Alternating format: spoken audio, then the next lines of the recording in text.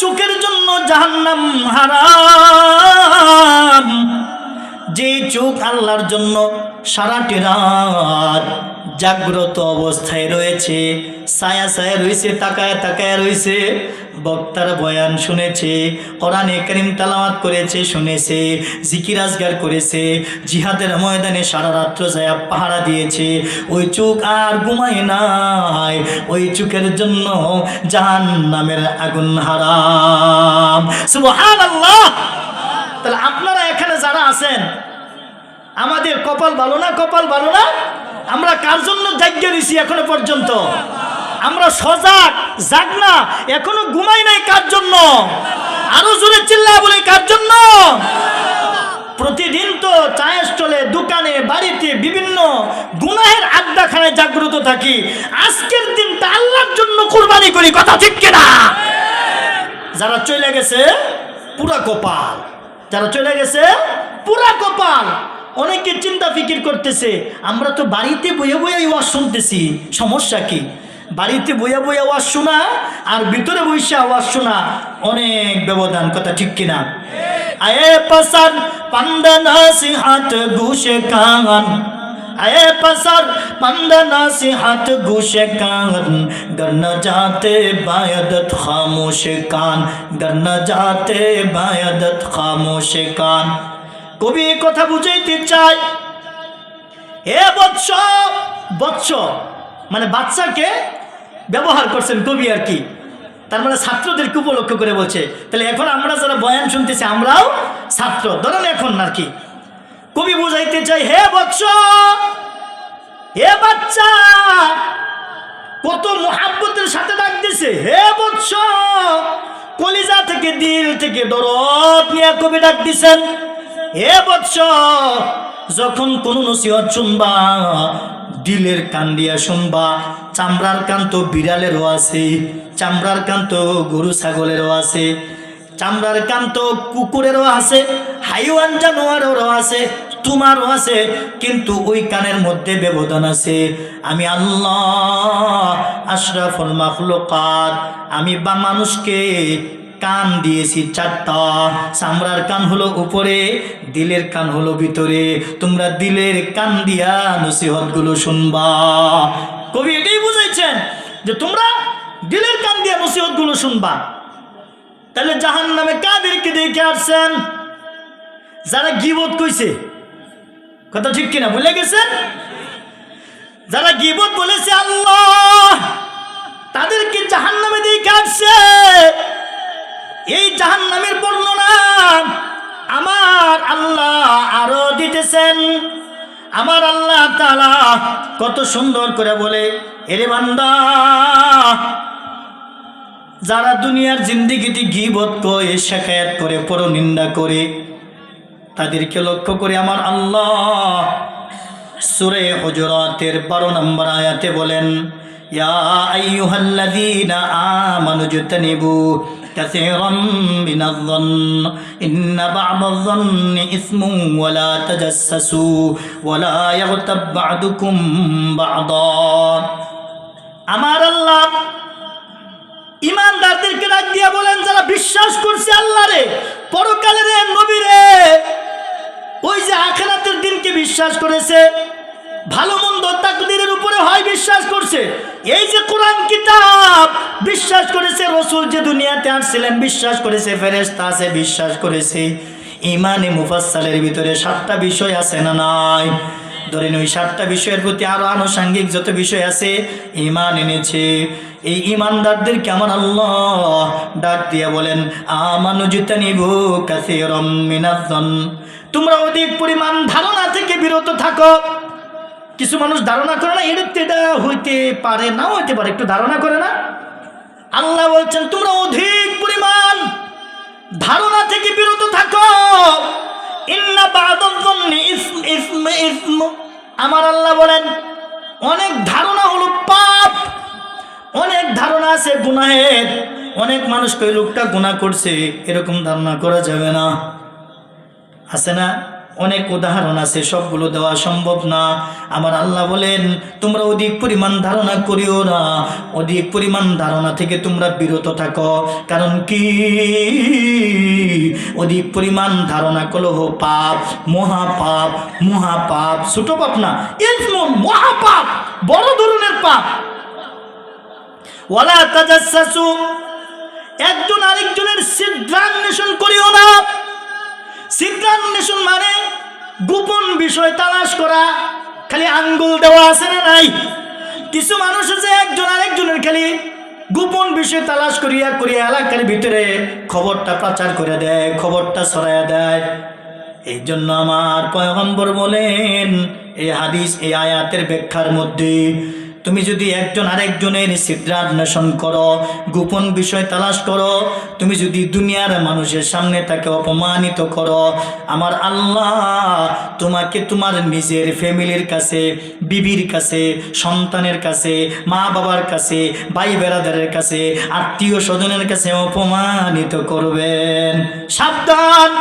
মান সাতারা মুসলিমান সাতারাহুল্লাহু ফিদ দুনিয়া ওয়াল আখিরাহ। নবীজি বলেন দুনিয়াতে যদি কোনো মানুষের দোষ গোপন করে রাখে, ঢাকা রাখে, এই যে পানিটা যেরকম ভাবে ঢাকা, এরকম ভাবে যদি কোনো মানুষ দোষ ঢাকা রাখে, ঢাকা তার মানে প্রকাশ করে না, দোষ করছে তো করছে, প্রকাশ করা যাবে না, এরকম যদি দোষ ঢাকা রাখে, আমার আল্লাহ ময়দানে মাহশরে লক্ষ লক্ষ কোটি কোটি মানুষের সামনে তার দোষগুলো ঢাকা রাখবেন। আর যদি দুনিয়াতে দোষটা প্রকাশ করে দেয়, ময়দানে মাহশরে আমার আল্লাহ তার দোষগুলো প্রকাশ করে দিবে। নাউযুবিল্লাহ। এই জন্য ক্ষমা মহত্বের লক্ষণ, ক্ষমা করতে শিখো। রাসূল বলেছেন একজন আরেকজনকে ক্ষমা করে দাও, ক্ষমা করে দাও, আফওয়ান, ক্ষমা করো। আজকে তো আমাদের ভিতরে ক্ষমা নাই। ওয়ালা তাজাসসু, ছিদ্রান্বেষণ করিও না। লা তাবাগাদু ওয়ালা তাহাসাদু ওয়ালা তাদাবারু ওয়া কুনু ইবাদাল্লাহি ইখওয়ানা। রাসূল বলেছেন একজন আরেকজনের গীবত করিও না, লা তাবাগাদু ওয়ালা তাহাসাদু, একজন আরেকজনের সাথে হিংসা করিও না, ওয়ালা তাদাবারু, একজন আরেকজনের সাথে পরশ্রীকাতরতা করিও না, ছিদ্রান্বেষণ করিও না, ওয়া কুনু ইবাদাল্লাহি ইখওয়ানা, আল্লাহর বান্দা তোমরা সবাই ভাই ভাই হয়ে যাও। সুবহানাল্লাহ। हो मुस्लिम, हो सब मुस्लिम भाई भाई, बाकी रहना कुछ भी जुदाई। मुसलमान सबाई भाई भाई, अल मुस्लिम आखुल मुस्लिम। रसूल हादिसेर मध्य बोलेছেন एक मुसलमान আর এক মুসলমানের ভাই, এক ভাই আর এক ভাইয়ের কেমনে ক্ষতি করে, কথা ঠিক কিনা জুড়ে বলেন? এক ভাই তো আরেক ভাইয়ের ক্ষতি করতে পারে না, কিন্তু আজকে ক্ষতি তো নিজের ভাইয়ে ভাই হয়। এক ভাই আর এক ভাইয়ের সাথে মিল নাই, বাবা সন্তানের সাথে মায়ের সাথে মিল নাই, হ্যাঁ, ভাই চাচার সাথে মিল নাই। তার কারণ কি? লোভ। কিসের কারণে? লোভ, সম্পদের লোভ, অর্থের লোভ। চাচা ভাতিজাদেরকে ঠগাইছেন, ভাই ভাইকে ঠগাইছেন, মা বাবা সন্তান 5টা হলে একজন আরেকজনের দিক দিয়া সমান দেখে না, কথা ঠিক কিনা? এমনও দেখা যায় বাবা মা মেয়েদেরকে সম্পদ দেয় না, বঞ্চিত করে ছেলেদেরকে লেখা দিয়া যায়, কথা ঠিক কিনা জুড়ে বলেন? আমাদের গাজীপুরে এই অভাব, এই অবস্থা আছে। কারণ কি? গাজীপুরের সম্পদ বড় দামি, অনেক টাকা। এই জন্য আমি অধিকাংশ ফ্যামিলির ভিতরে দেখেছি 100 ফ্যামিলি যদি হয়, আমার এলাকার কথা আমি বলছি, নিজের আত্মসমালোচনা করতেছি, 100 ফ্যামিলি যদি হয়, 10 জন ফ্যামিলি ঠিকমতো তাদের সন্তান ছেলে মেয়ে সবার ফুফুদের হক ঠিকমতো আদায় করেছেন, সম্পদগুলো ঠিকমতো দিয়েছেন, কিন্তু 90 জনেই হক নষ্ট করেছে এখনো পর্যন্ত গোপনে। আর কত চিটার যে এক জায়গা 14 বার বিক্রি করে, কথা ঠিক কিনা জুড়ে বলেন? এই অবস্থা আছে না নাই? জায়গার দাম বাড়াতে এক জায়গা 14 বার বিক্রি করতেছে, বলেন নাউজুবিল্লাহ। মানুষের হক কেমনে নষ্ট করে? হারাম, এগুলো হারাম। আজকে তো বয়ান আমরা শুনি, কত জায়গায় বয়ান হয়, হাসতে হাসতে প্যান্ডেলের ভিতরে ঢুকে, আবার হাসতে হাসতে প্যান্ডেল থেকে বের হয়। আজকে আমারে ছাড়া ধরেন একটা কথার কথা জহির ভাই আলোচনা করে গেছেন, আমারা ছাড়া অন্য কোনো বক্তা যদি এখানে হাসি তামাশা করে তারতো তাহলে আমনেরাই ফ্যান্ডেলতে বাড়িয়ে যাইতেন আর কইতেন বক্তারই একটা কি আশানি আশাইছে যে, অথচ আল্লাহ কি কইছে ওয়ালিয়াবকু কাসীরা, বেশি বেশি কাঁদো, কাঁদলে ফায়দা আছে, কান্না করলে কি ফায়দা, জাহান্নামের আগুন নিভবো এই পানি দিয়া। সুবহানাল্লাহ বলেন। কোরআনে দুইটা কথা বলেছেন, বলছিলাম যে একটা হলো বেশি বেশি কাঁদা, 2 নাম্বার হলো যিকরান কাসীরা, বেশি বেশি জিকির করো, আল্লাহর জিকির, বইতে গেলে জিকির, খাইতে গেলে জিকির, শুইতে গেলে জিকির, হাঁটতে গেলে জিকির। জিকির কেমনে? প্রস্রাব পায়খানা দোয়া আছে না, এরই জিকির। ঘুমাইতে গেলে দোয়া আছে না, কাপড় চোপড় পরিধান করলে দোয়া আছে না, নামাজ পড়তেছি ওইখানে তো জিকির হইতেই আছে। ঘুমাইতে গেছি আল্লাহুম্মা বিসমিকা আমুতু ওয়া আহইয়া, জিকির হইছে না হইছে না? হ্যাঁ, কাপড় পরিধান করতেছি আলহামদুলিল্লাহিল্লাযী হাযা ওয়ারযাকানি মিন গায়রি হাওলিন মিন্নি ওয়ালা কুওয়া কাসানি হাযা ওয়ারযাকানি, যে দোয়াটা পড়লাম, দোয়া পড়া কাপড়গুলো পরিধান করতেছি, জিকির হইছে না হইছে না? খানা খাইতেছি বিসমিল্লাহি ওয়া আলা বারাকাতিল্লাহ, জিকির হইছে না হইছে না? দেখেন সব জায়গায় প্রস্রাবখানায় যেতেছি আল্লাহুম্মা ইন্নী আউযু বিকা মিনাল খুবুসি ওয়াল খাবাইথ, জিকির হইছে না হইছে না? মসজিদে ঢুকতেছি বিসমিল্লাহি ওয়াসসালাতু ওয়াসসালামু আলা রাসূলিল্লাহ আল্লাহুম্মা গফিরলি যুনুবি ওয়াফতাহ লি আবওয়াব রাহমাতিক, জিকির হইছে না হইছে না? চিন্তা করে দেখছেন, জিকির সব জায়গায় জিকির, তার মানে এগুলো তেলাওয়াত করলে জিকির হয়ে যাবে। সুবহানাল্লাহ বলেন। এজন্য রাসূল বলেছেন বেশি বেশি, আল্লাহ কোরআনের মধ্যে বলেছেন তোমরা বেশি বেশি জিকির করো। সুবহানাল্লাহ কোন? তাহলে বেশি কয় কাজ করব?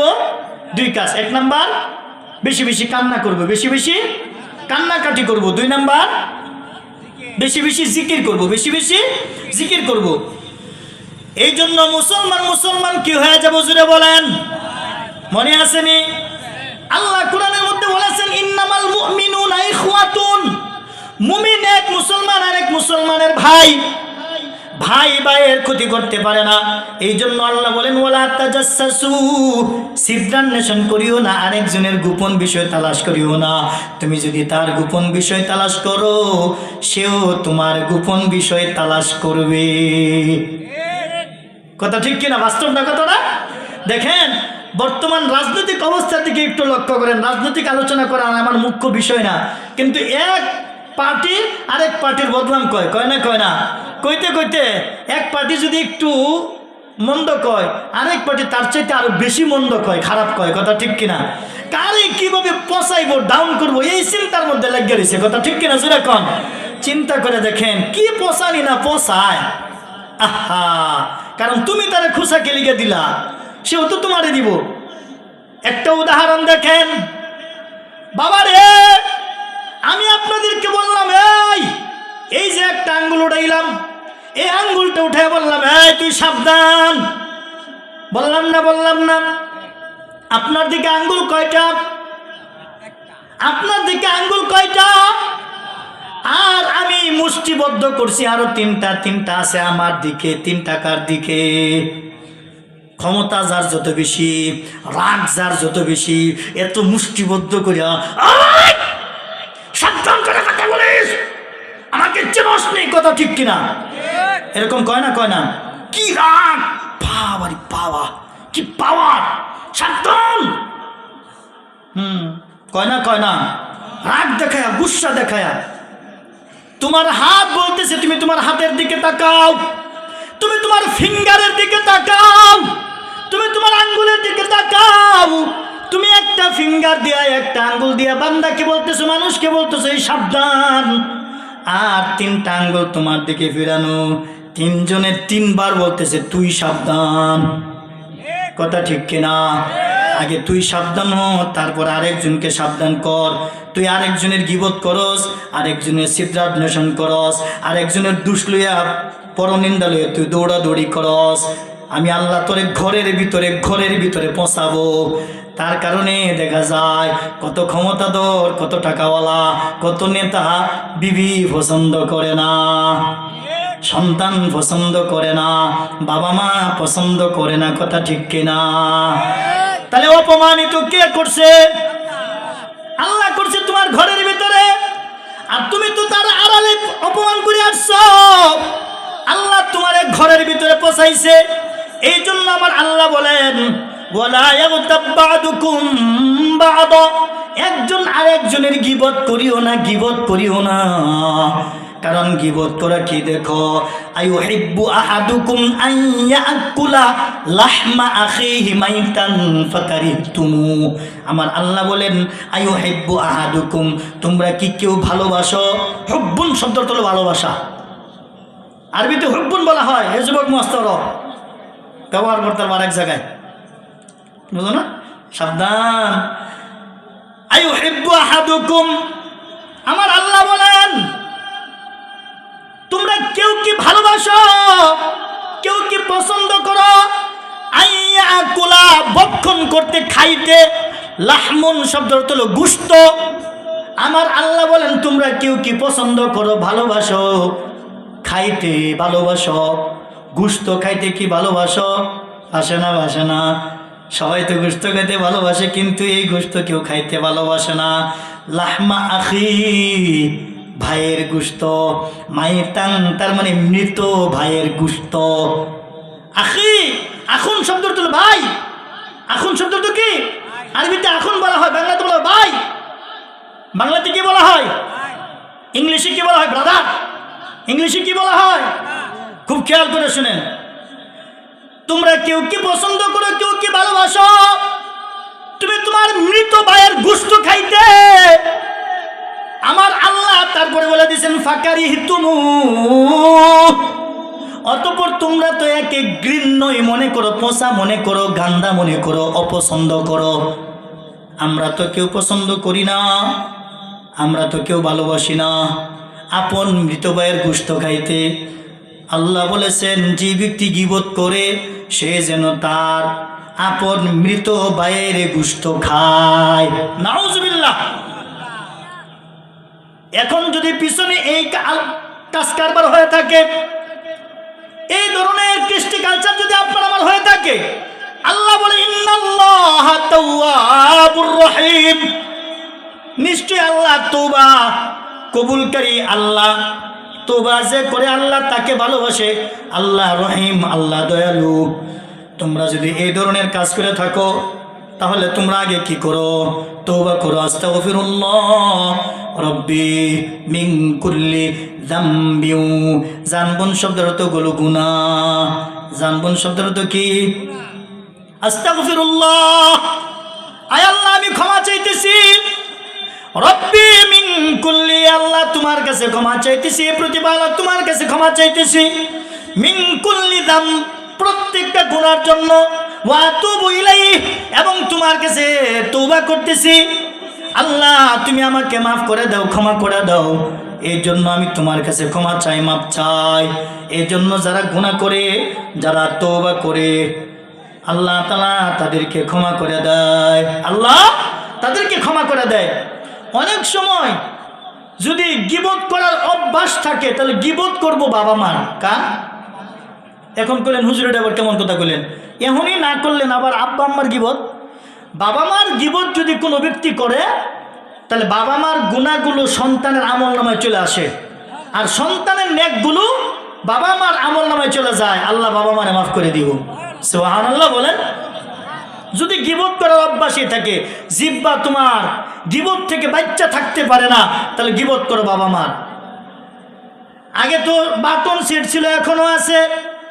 এক মোবাইল থেকে আরেক মোবাইলের মধ্যে বিভিন্ন ফাংশন, বিভিন্ন ওয়াজ নসিহত, গান টুন, সব জিনিস ব্লুটুথের মাধ্যমে যেহেতু অনেক দেরি লাগতো, হ্যাঁ, এখন তো শেয়ারিটের মধ্যে চলে যায়, এখন তো আরো দ্রুত চলে যায়। একটা আরেকটার সাথে সংযোগ থাকলে বলে আমার মেসেঞ্জারে দিয়ে দিও, হ্যাঁ, আমার ইমোতে দিয়ে দিও, আমার হোয়াটসঅ্যাপে দিয়ে দিও, আমার ভাইবারে দিয়ে দিও, আমার মেসেঞ্জারে দিয়ে দিও, মুহূর্তের মধ্যে চলে যায়। কোন সমাজে গেল দেখাও গেল না।